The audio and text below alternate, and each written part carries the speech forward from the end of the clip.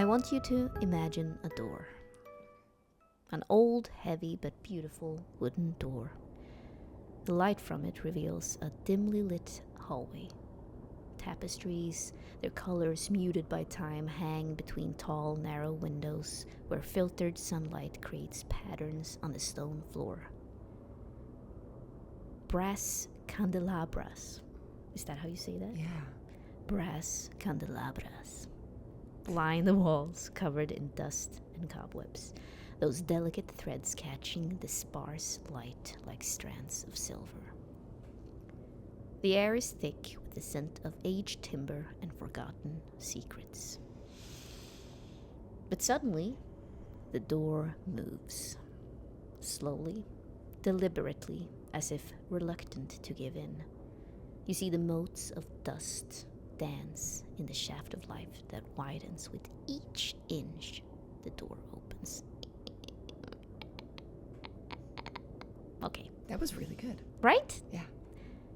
The thick wood scrapes softly against the stone floor, leaving an arc in the gathered dust of decades. And now we see a woman in the doorway, wide-eyed. She peeks inside, realizing that she is the owner of all of this. Sydney, what does she look like? Okay. Okay. You see a woman, young, maybe 20s. She looks older because she has a lot of makeup, like very done up. Even in this time period, it's like overly done almost. She has reddish brown hair that's very long with like these sort of perfect waves. Like, you know, she was doing the bobby pin wave thing to make them like perfectly waved. Parted down the middle right now, kind of loosely falling down her back. She has on a fancy-ish dress, but it's hard to tell what the dress is because she also has quite a large overcoat over her dress, furs. She wears large earrings that seem to like weigh her ears down a little bit. You can tell that's real gold. Oh. And perhaps walking up to this door, you heard her heels clacking against that stone floor because she does have on these pointed toe, fine black leather boots with a strong heel. And a bag as well that looks like a weekend bag, like a travel bag, as if she came from out of town, perhaps. And she, might I say, is very beautiful. Oh. She's very beautiful. Yeah. Maybe it's the makeup. Maybe it's the lighting. The soft glow. Maybe it's Maybelline. Maybe it's Maybelline. Yeah, the motes of dust, they're all like, oh God, I'm sexually attracted to this. The motes of dust are floating toward her, Yeah, and you're like, huh, these are fairies actually. No. Yeah, Can you imagine if you realize encounter. Roll initiative. So you will figure out her name in a bit, but this lady, from the outside, you saw that this castle truly was huge. So you know to expect something spectacular inside. Is this the front door? Yeah. Okay. But this is the first time you're entering this because you have no idea what your aunt left you in her inheritance. Yeah. So you just knew that it was something called Egerkrans. You don't know any history of it, and it was somewhere in Sweden. Yeah. You haven't really been to Sweden often. A couple of times, mostly as a kid, because your father's sister lived here. But as far as you're basically a blank slate coming into this, and you realize that this is a much larger venture than you might have thought when you came here. Yeah. And since everyone's dead now, you can't really ask anyone anything. You just know that this was left to you. Yeah. Just got a letter from the bank. Exactly. And it just said property. Property. Didn't say castle. Yeah, property in Uppsala. And she was like, oops. I mean, clearly it's a mistake. Uppsala? Not sure how to say it. Yeah. And this castle it's in the city, so it's like a city castle. Ah, okay. But it's not Versailles. But it is still sort of off to the side. You wouldn't say it's like in the smack middle of super busy But you street. can get to places. It's not like Oh, remote. you can walk to places. Okay. And it's also next to the river. I don't know if you remember the river, Sydney, of Of course, Uppsala. I've been to, Sydney has been to Uppsala, and I remember the river, and it's cute. You get off the train, you have to cross over the river. Yeah. And I think Chris was saying how kids who go to university, they do like boat races down the river. Chris and I stuff. met at one of those. Drunken boat races. Super drunk. It's a really bad idea. It sounds like a great idea. I don't know what could be wrong. Yeah, exactly. What could be wrong about putting horny 19-year-olds In freezing cold river water. Exactly, in like end of April. It's the Valborg celebration. So we start off, they're not just drunk. They have been drinking for like 4 days. It's part of it, right? Like Yeah. you drink a lot. You drink on the boat, and you have these people who who pretend that they are like Marines. They want to explain the safety of the river rafting thingy, and you know, the drunk students are just like, "Okay, when can we go?" And the boats, they made them themselves. Oh, right. It's like is it boxcar? When you make, a derby thing, and then you make your own boat and you race them. That's so cool. And they always fall apart. Of course. They're made of cardboard, I imagine. And no, it's a really fun tradition. Someone's always Titanic. And that's the one that always gets my vote. Rescue me. Exactly, the sinking Titanic. But that one usually survives, which is hilarious.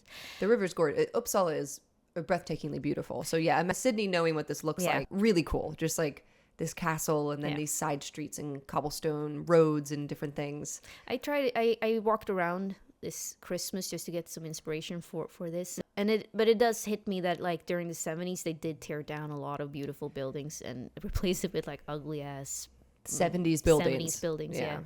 But now none of that exists. Now it's like wooden houses, beautiful, like a lot of influences by France, like 1700s style. Yeah. And a big ass castle. And a big ass castle that kind of looks like a prison though. But that castle probably doesn't look like that right now. I don't necessarily remember what it looked like in 18... We looked up Eulenkreuz. We like saw photos of it in season 1, but my brain is mush, so I can't remember. Well, the Eulenkreuz castle in the book, which I don't necessarily agree with, because it doesn't necessarily have the architectural style of Sweden at all, but it is drawn by a Swedish man, Johan Egerkrans, but it's very gothic. It's like very, Beauty and the Beast castle. Yeah.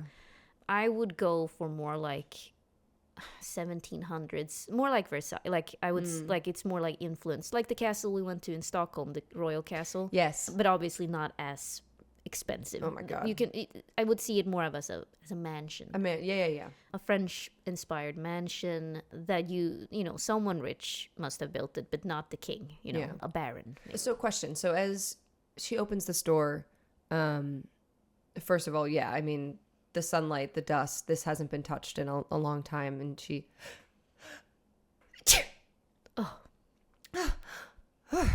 and she kind of like puts her coat up to her face and makes sort of like, not disgusted, but just like, oh god, like, do I close the door now and walk away and just not even go in? So the moment of hesitation, but she walks in. Is there furniture? Yes. Okay. So the first thing you see is this hallway, like this entry hallway. And then you see an opening to the right, like an opening door, and then another similar opening to the other right. I mean, the left. That's what she's doing. She's like, my hands look exactly the same. Right. They're both L's. And then there's also like a corridor straight ahead. But you see, since it's still during the day, so its light does come into the house, but there's no like inner light. Right. So it's kind of dark and moody and a little scary. Creepy would be a good description of. She clutches her pearls. Yeah. So when I look to the right and left, do I see when I say furniture, is it like sheets are on things or just? Actually, no. It strikes you as. It was like just left like this. No one has really been in here to clean up or anything. You see some glass on the ground, as if one of the windows have either been broken by someone or something has broken it, or just regular time. Was I supposed to meet someone here, or was I just coming alone? I want to imagine that you truly went to like the Bank of Uppsala or something, and they were just got the key? got the key. So it's just like, yeah, deal with it, and you're like, oh my god, you're truly Okay. like a foreigner in Yeah. a foreign city. I love that. Yeah, she doesn't know what to do. She's Yeah. like, okay, I guess this is how this works. Yeah, I guess I'll continue walking down this hallway. I mean, she's not a real estate person. She's not an appraiser. She doesn't really know what's here, but she thinks there might be something worthwhile left at the property if it's just left like this. Yeah. Her aunt, clearly had money, and she doesn't really know what she was up to out here, but like, there's a reason her aunt bought this property. Maybe it's worth something. Maybe she can sell it. Yeah. So yeah, she'll continue walking through.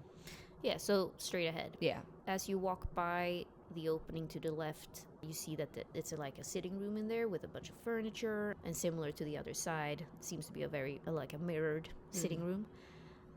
You see also that there might be more stuff, but if you're walking straight ahead, you don't have really time to see all of it, but there's something going on in there. And as you walk straight ahead, you enter another room that has a stairwell going up, and the corridor also continues. The door is still open, so that's the light Yeah. you're getting. It's getting darker. She kind of like whistles just to hear like the echo, you know.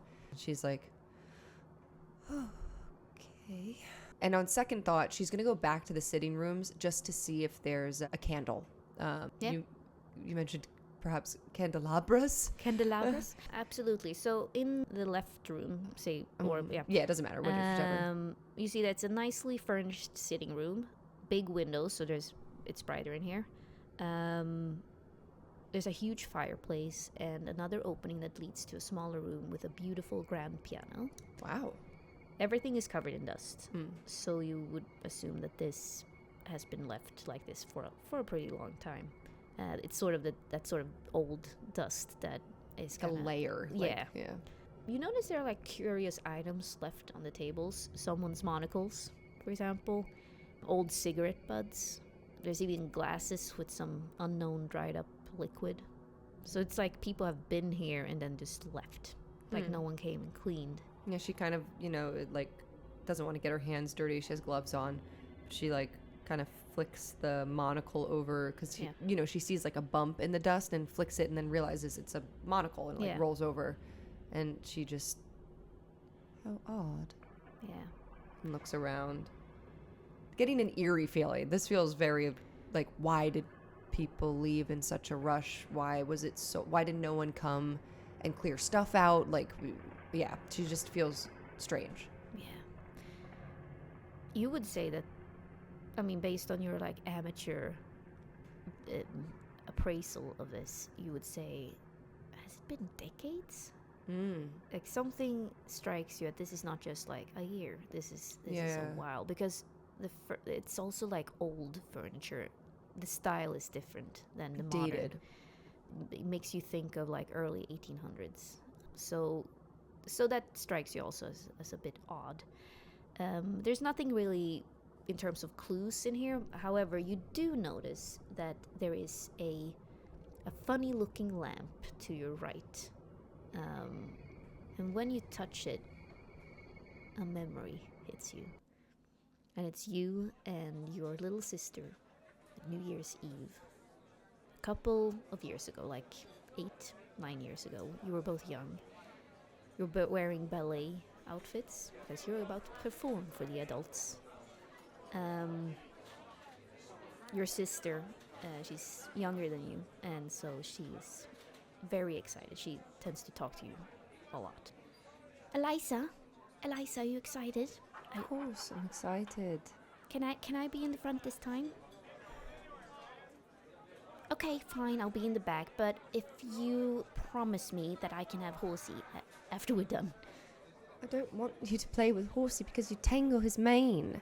No, but I promise, Eliza, I promise I won't be doing that. What if we stand side by side? Okay, fine. But don't step on my feet. Fine, I won't step on your feet. It's just you have big feet. No, you have big feet. I was going to say you have big feet. Okay, well, you have sharpened nails. I don't have sharp nails. I just trim them. No, you trim them with what? With your knives? Don't. She like grabs her skirt tries to like pull her closer. She's like, "Don't talk to me like that. I'll tell Daddy." You can't tell Daddy. Well, then I will tell Mommy. No, don't tell Mommy. Mommy. No, Mommy. stop. And she like covers her mouth. Yeah. And then she's just like, "You can stand in the front." Okay. Oh, fine. Thank you. But no horsey. And then you hear cheers from the other rooms. And she smiles at her sister. Yeah. And she's like, "Okay, ready?" I'm ready. By the way, I love you, even though you're very annoying, and I sometimes hate you. she grabs her brother's shoulders and just like shakes her jokingly. She's like, "I love you too."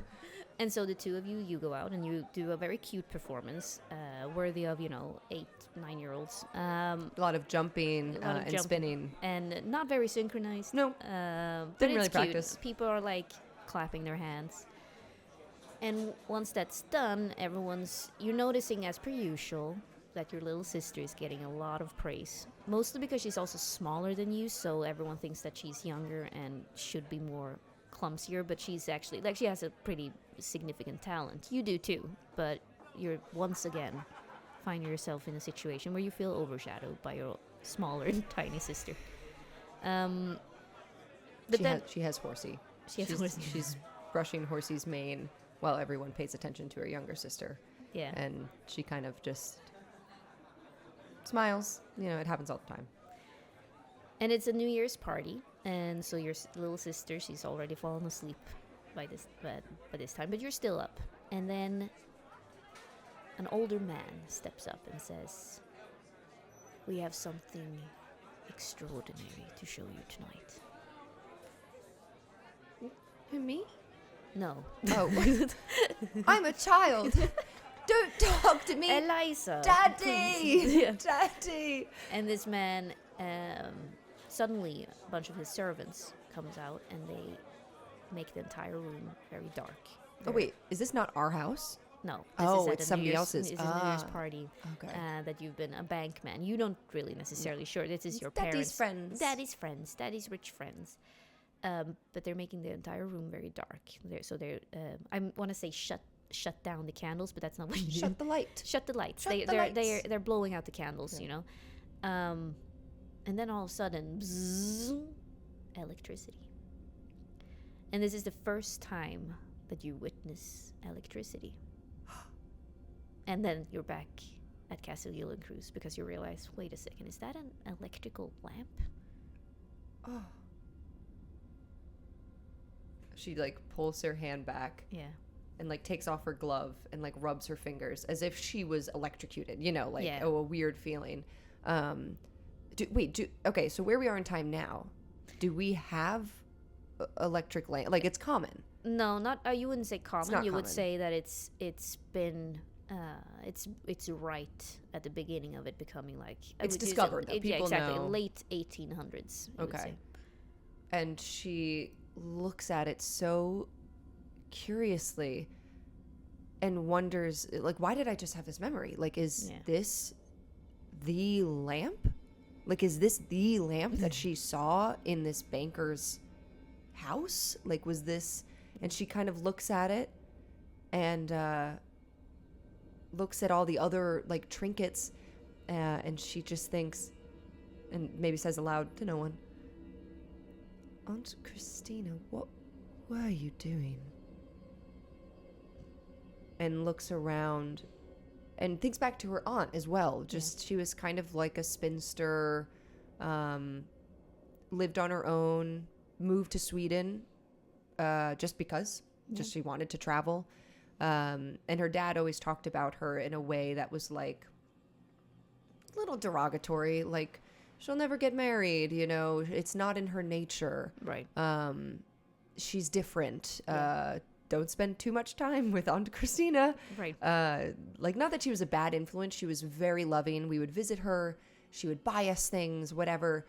But also as a child, you have no understanding of how your parents' siblings make money. I don't know she didn't know what her Aunt Christina did. But now looking at this lamp, and she's just where on earth did she get this? Yeah. And why is it just sitting here in all this dust? Odd. So odd. but knowing that there's probably no electricity in the house, she wants to continue to look for the candles. And also, I want to say too, if you're looking at her having that memory, not seeing what she's seen, you see like a smile, but you see at the same time, almost imperceptibly, that smile, there's a twinge, like a flash of pain and of sadness. Like as soon as she smiles, there's a flash of pain and sadness, and then sort of mellows out back into just remembering this one night. Yeah. And as I mean, if you would even try to like do anything with a lamp, you notice that it's just not working. You do notice that it seems to have been put there a lot later, though. Less dusty. It also doesn't make sense that it could be, these things didn't exist 50 years ago. Well, also the 1800s furniture with a modern lamp. And she's picking up on this. That's why she's so confused. Like, was Aunt Christina a collector? Like, what?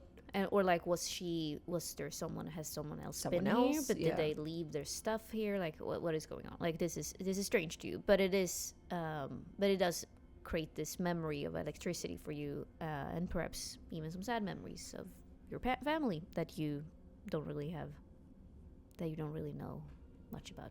Oh wait, it creates some memories. I'll leave it at that.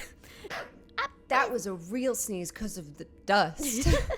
You're I'm so a method good. actor. I make myself sneeze. So you get you see a candle, like one of those candles that you can carry. And I have a little sleeping cap on, exactly. and I go honk shoe. And it emits some light, and if you go into the other room, it's basically the same. Same like strange items of like people have clearly lived here and been here, and then just not cleaned up after themselves. And she's taking like mental notes. She's not taking out a notebook and writing things down, but she's just keeping mental notes, especially when she goes back to the bank or whoever. She wants to be clear about like what's in the house. Exactly. The appraisal of this entire building. I think it's worth $1 million. Oh, the money I can get. I mean, this house could.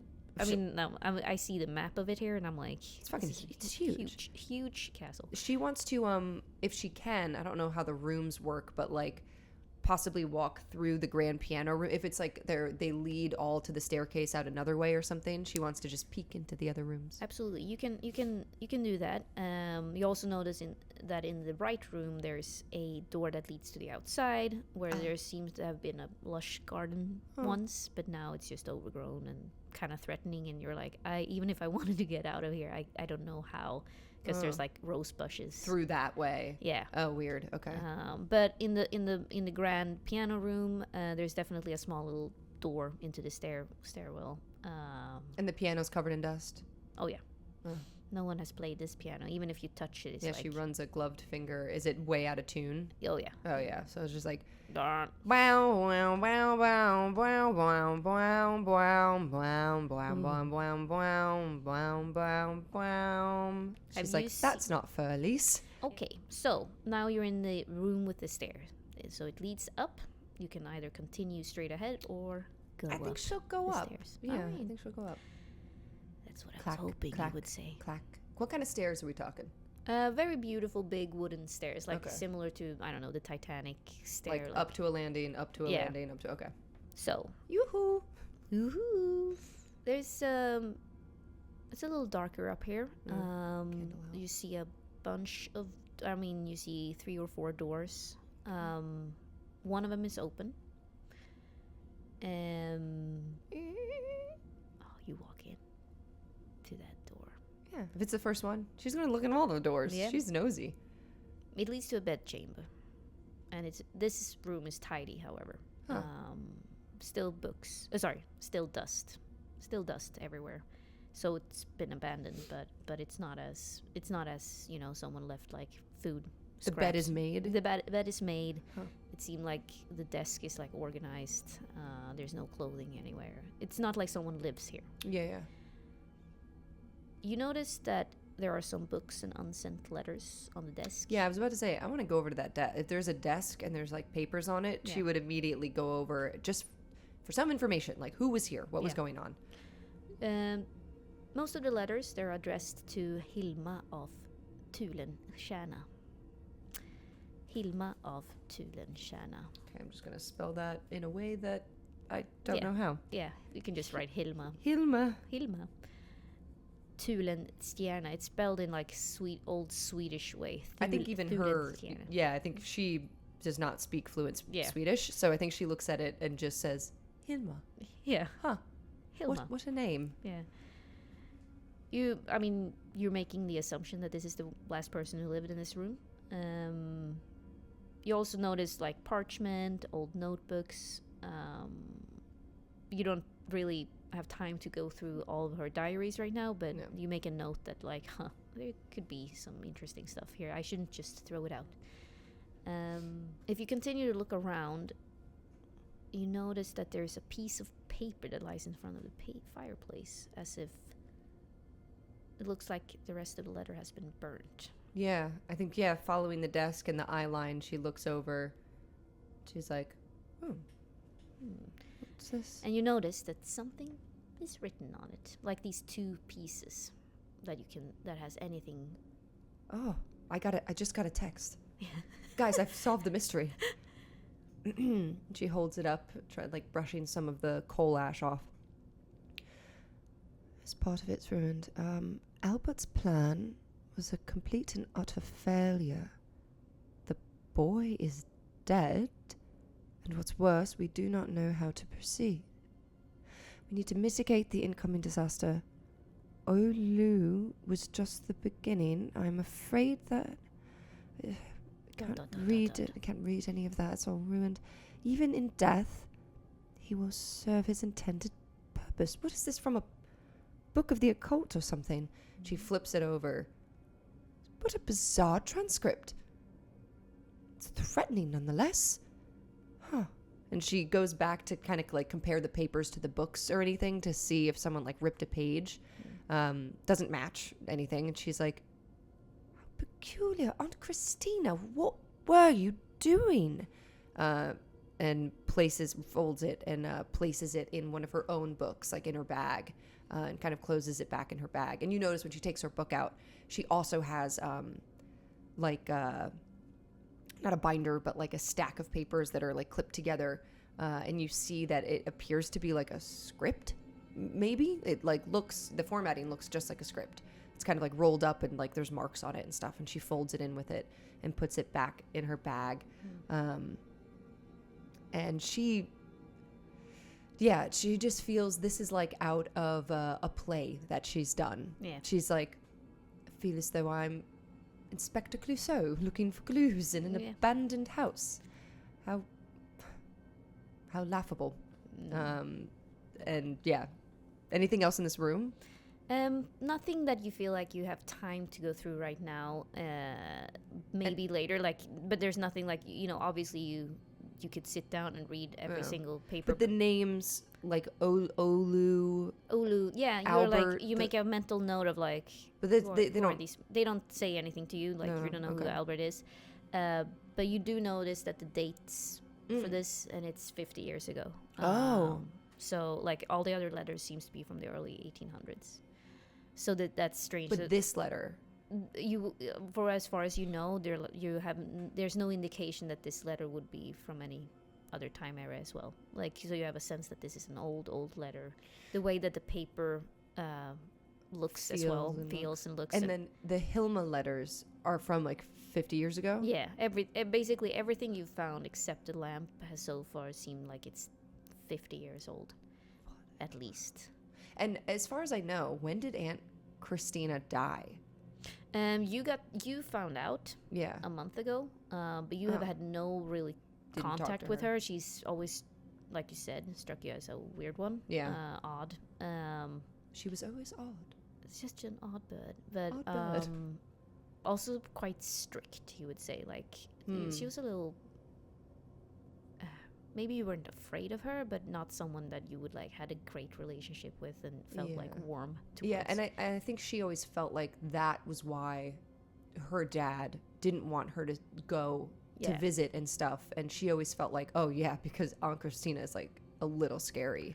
And even your dad always he rarely mentioned this castle, and he when Christina might have mentioned it, he seemed almost ashamed of it, as if it's like we don't talk about that, but don't bring your ideas to us. Interesting. Also, want to point out, I'm working on the accent. We're figuring it out. Oh, I'm doing British right now. Attempting. British people out there are like, big yikes. No, I know, but they always have big yikes. Got something to say. But I'm experimenting with like an international school accent, like a mix of many different European accents. So I was telling Ellie beforehand, I was like, I might lean a bit into the German accent or pull out like an Italian. Which is great because I have like semi-German, semi-Swedish, semi-fa, fake like British, Danish, bullshit. British, Swedish, exactly. German. So for me, I've given up on trying to like, nobody's gonna believe that I'm from England. She's gonna float. Eliza is also international in a way. She's studied in a lot of different places, and you'll learn more about her, but I think her accent might shift. It would be fun to do like a case study of like how long does it take to tap into a character, like a new character, and this is like episode 1. I'll let you guys know. Check once I feel like I've really, really gotten her. I feel like, especially throwaways NPCs, I forget like 30 seconds after I start talking. Ellie loves to create like a beautiful character, and by the end of a conversation, she's like, I don't know who they were. Yep. I don't know what their point was. What was the name of that person even? And they walk off a cliff in the background and die immediately. Yeah, so turns out it was a nightmare. Never have to bring them back. They never existed. Yeah, exactly. We'll figure this out. We've straight off my script here. Have we? Yeah, which is great. And now I have so many new fun ideas. You can leave me back in. Yeah, fuck yeah. Reel me back in, baby. This is like, I want to create like The Sims, but Vaesen. Yeah. Like, I want you to feel like, okay, Ellie did text me and say, can't wait to play The Sims with you, aka Vaesen. Yeah, like you're gonna build this new Is it because I called her Aunt Christina? Yeah, I'm like, Aunt Christina, that's not what I heard. That's not her name. Okay, well. Yes, and. So there are other bed chambers up there. Most of them are also tidy and clean. You don't see any other, as basically like a quick gander. You don't notice any clues or weird letters about death. And they all look similar, like as if they're equally you would say sized. Hilma's room seemed a little nicer. Had like its own bathroom. Eliza thinks like, who was this woman? Yeah, exactly. You're like, clearly this one had money. Clearly this bedroom will be mine. But they're all nice bedrooms, like a big queen-sized bed, except one room that is clearly the servants' quarter. The bathrooms are, equipped with a potty. They have plumbing. I'm not sure. Did they back then? Or did they pump water and like dump it in a tub or something for? You know what? We don't know. Might be up to you. What do you want plumbing? No. I think especially if not really knowing much about this castle, like if stuff is from the 1800s and it doesn't seem like anyone did any renovations, mayhaps there is plumbing in the world. Like Eliza has plumbing in London. Oh yeah. She's like, this backwoods country don't even have plumbing. But here, running water. Yeah, here they have, like a toilet with a seat and stuff, but it's a pot. Yeah. Like a chamber pot, and you have to empty it. The servants have to empty it, and the tub. There is a drain to the tub that probably leads outside, like you can plug it and stuff, but it's like a gutter that just comes out of the building. So they'll bring in heated water from the kitchens, and they'll dump it in for when you bathe, and the women will, like scrub you. That must have taken so long. Oh, dude. So I've had IRL, and it only seems to happen when I'm sick, when I have like COVID or something. But I've had my hot water run out, and all I want to do is take a bath. Like, it's all I want to do when I'm sick. I live in the water. I love being in the water. If I lived by the ocean, I would just go lay in the ocean. But like, I just want to be in a bath, and I have boiled multiple pots of water on the stove to dump in the tub to make a fucking bath, and it takes so long. Yep. And even like a big, like a 8-quart big pot or something doesn't fill up a fucking tub. No, and that's the thing, like quantities in terms of volume or whatever. It's the same thing when You need so much water. they were gonna put up the ground where my new cabin is gonna be. A septic system. Like just well. like gravel, like just the foundation. Like Oh. they need How much like, gravel? Yeah, and I was just like Truckloads. like truly, I'm like, where is this coming from? Like, You- have you like a mountain exploded Where for do me you to get? rocks from? Yeah, exactly. But it's truly, I'm like, this is so Well, you much. you also garden, and the amount of soil you need to like fill garden beds is like comical in the city, because it's just like, how am I going to carry that? Like, where am I going to get all that from? The amount of mulch I Yeah. had to carry home from Home Depot, and it's like, for my little tiny garden out here, I had like 6 I was gonna bags. say 8 bags, like at least. And they weigh as much as they weigh like 50 pounds each. yeah, probably more. Anyway, But that is to say, you need servants. Like, you need people to work, and there's definitely like the dumb waiters from like the kitchen or the furnace or whatever. I imagine in Gillenkreuz. yeah.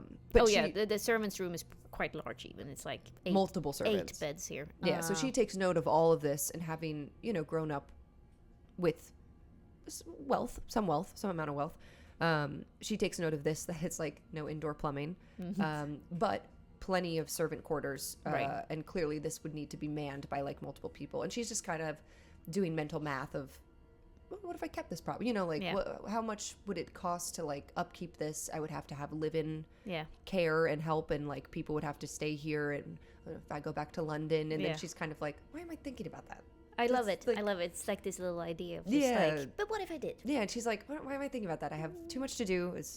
I'm gonna sell it, whatever. If she had been anything like me, though, like opening up anything that requires this much work, I would have been like, I'm just gonna close this door again and never to return. Me, I'm like already like peeling off like molding, because I'm like, oh, I'll fix that. Just peel it off. I'm like, that's rotten. I'll fix that. You love that stuff. You, Sydney, love that stuff. I mean, I remember opening my barn door, and there's so many tools, unorganized tools for this cabin we bought. We got so much shit. Oh, right, you told me they left They left everything for us. all of these tools. And every insane person like you and my husband and my dad, everyone's like, oh, nice, free tools.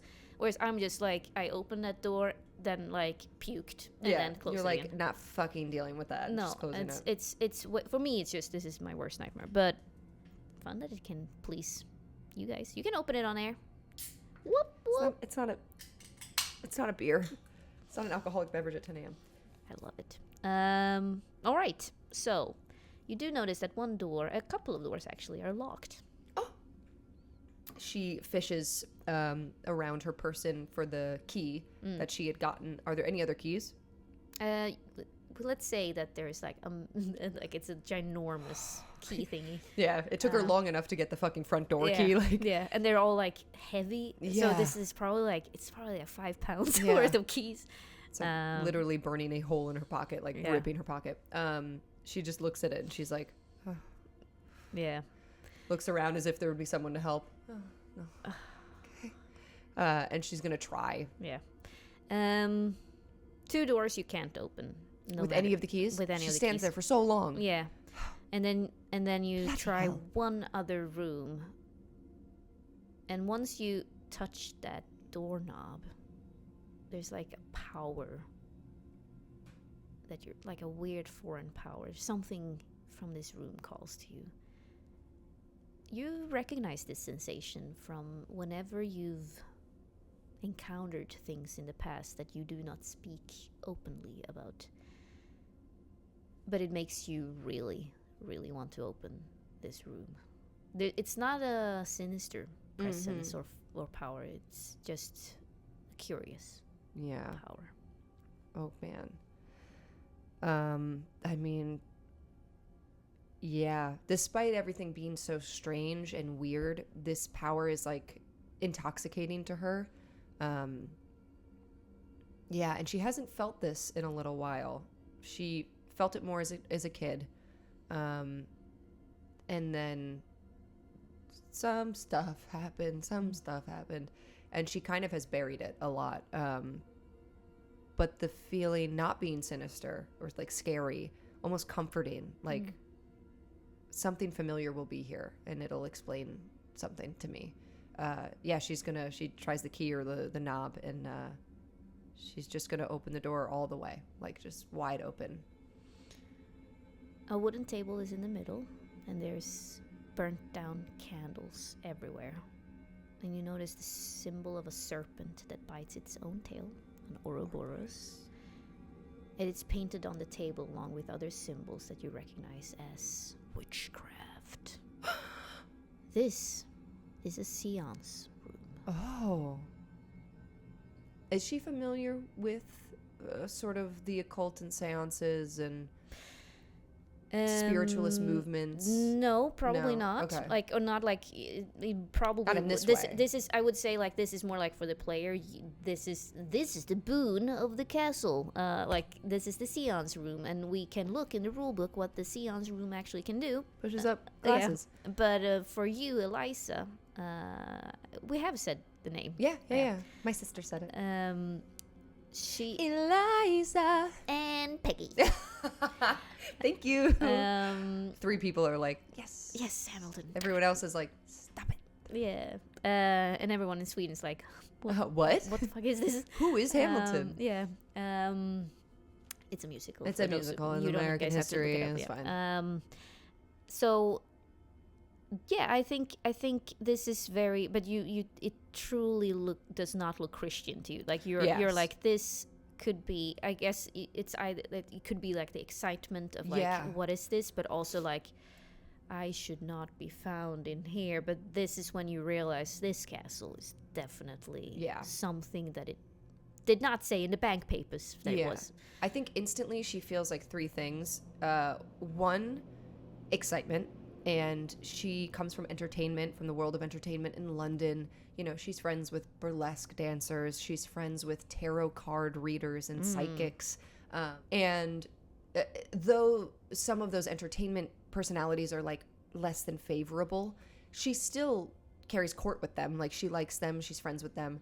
The second feeling immediately is shame and guilt, and that she should not be here, and that this is like bad or dangerous or wrong. Which honestly, she doesn't really, she's not a Christian. No. She knows that. And she doesn't really allow the feelings of shame and guilt to guide her life. She has done a lot of things that would, if she felt shame and guilt, she would not be where she is today. But then the third immediate feeling that kind of sparks in her mind the realization of like what this castle is of her aunt Christina. And I think she immediately thinks, this is why my father didn't want us to spend time with Aunt Christina, because Aunt Christina understood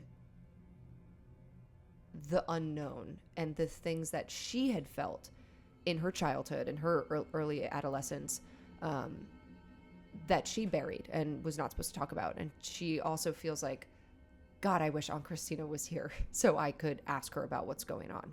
So she is so curious, and the curiosity overpowers everything else. Can I look around the room? Yes. I look around the room. The whole room emits, history. The walls speak, or the walls screams of mysteries, but also secrets that it's keeping. Not all of them pleasant. You notice a chest towards the window. Do I have the same feeling like with the lamp? Like, am I like drawn to the chest? You would say you're drawn to the chest. It's almost as if it's whispering.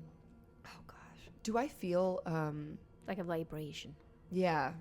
Okay. Is this similar to like her early feelings of the sight?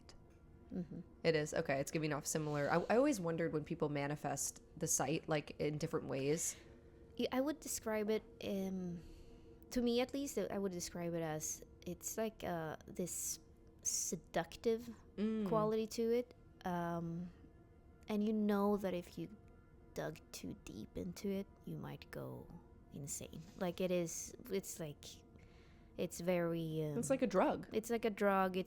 It's like that sort of sexual energy a little bit Yeah. of when you know that you're not supposed to do something but you really really want to. It's naughty. It's taboo. It's very naughty, it's very taboo. Can be. Yeah, I think especially for Eliza, it is like seductive, and Yeah. it's like this like body. I don't know if you guys have ever done edibles. I can't do them anymore. I've never been able to do them. Not since the last time. No, they're too much for me. Maybe I'm sensitive, but like when I've done them, I've felt like, you know, like the heat waves of like vibration through your body. Yeah.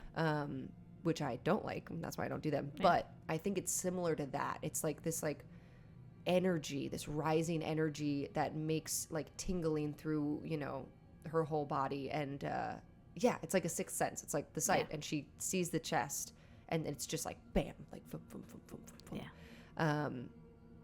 And she's gonna walk over. You open it. Yeah. It is openable. That's not a word. It's openable, baby. And there's a lot of money in there. What? Mm-hmm. It's full of money? Mm-hmm. Coins. What? Like gold coins. What the fuck? Yeah. That is not what I thought. No, Okay, I know. yeah, so I mean, Eliza opens it, and she's also like, what in the world? Hello? She is like crouched down by this trunk. She slams it down. Hello? Is it from far away? Yeah, it's from the entrance. Fuck. Someone just entered the house. And that's the end of the first episode. Yeah! Ah! This is, I'm sure this is great audio. Yeah, exactly. I'm so like, bleed your ears.